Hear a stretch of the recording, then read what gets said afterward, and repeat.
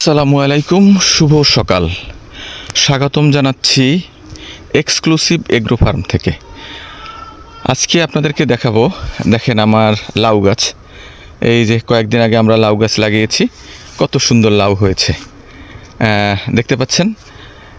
অনেকগুলো লাউ ধরেছে, গাছগুলো কত সুন্দর তরতাজা হয়েছে। আপনারা দেখেন কত সুন্দর তরতাজা হয়েছে এবং শাখায় শাখায় লাউ এসে গেছে। এই যে দেখতে পাচ্ছেন, এই যে দেখতে পাচ্ছেন, আমি দেখাচ্ছি। এর এত সুন্দর তরতাজা হওয়ার পিছনের নিশ্চয়ই রহস্য আছে, নিশ্চয়ই কারণ আছে, সেগুলো আমি আপনাদেরকে বলবো। আপনারা এইভাবে চাষ করলে প্রচুর লাউ ধরবে এবং গাছ অনেক তরতাজা হবে। এখানে আমরা কোনো রকম ইউরিয়া সার ব্যবহার করি নাই, একেবারে ইউরিয়া সার ব্যবহার করি নাই।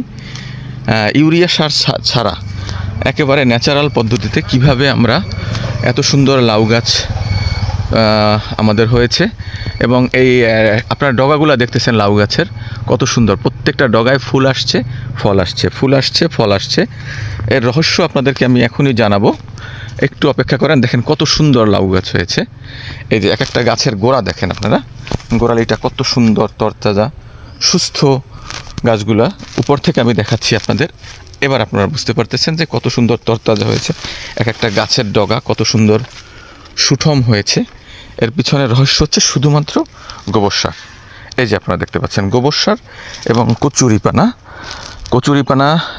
গোবর সার দিয়ে উপর থেকে আমরা কচুরিপানা দিয়ে দিয়েছি। এই যে গোবর সার এনে রেখেছি, এটা পুরোপুরি যখন শুকাবে গাছের গোড়ায় দিয়ে দেবো। এই যে গোবর সার দেখেন, এই যে গাছের গোড়াগুলো দেখেন, কচুরিপানা এবং এই যে কচুরিপানা এবং গোবর সার। কচুরিপানা এবং গোবর সার এর আসল রহস্য। কচুরিপানা এবং গোবর সারের কারণেই আমাদের এই লাউ গাছগুলো এত সুন্দর হয়েছে। নট অনলি দ্যাট, এবং প্রচুর ফলন এসেছে। আপনারা দেখেন কি পরিমাণ ফলন এসেছে, গাছ ওঠার সাথে সাথেই ফলন ধরেছে। এবং আরেকটা ব্যাপার লক্ষ্য করতে হবে, আপনি যতই সার দেন, যতই দেন, যদি ভালো জাতের না হয় তাহলে কিন্তু হবে না, ভালো জাতের হতে হবে। আপনারা বীজ বাছাইয়ের সময় ভালো জাতের বীজ নেবেন এবং ভালো জাতের বীজ থেকে ভালো চারা উৎপাদন হবে এবং ভালো চারা থেকে ভালো ফলাফল আসবে। এবং ভালো ফলের জন্য আমরা ইউরিয়ার উপরে, আমরা কেমিক্যালের উপর নির্ভরতা আমাদের কমাতে হবে, কমিয়ে আমরা প্রাকৃতিকভাবে কম্পোস্ট সার তৈরি করতে হবে আমাদের।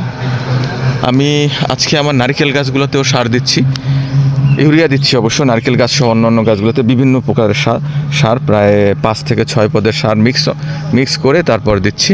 এটা দেখেন পোকা মারার যা ফাঁদ পেতেছি, আমরা কোনো রকম বিষ ব্যবহার করতেছি না, এরকম পোকা মারার ফাঁদ পেতে করেছি।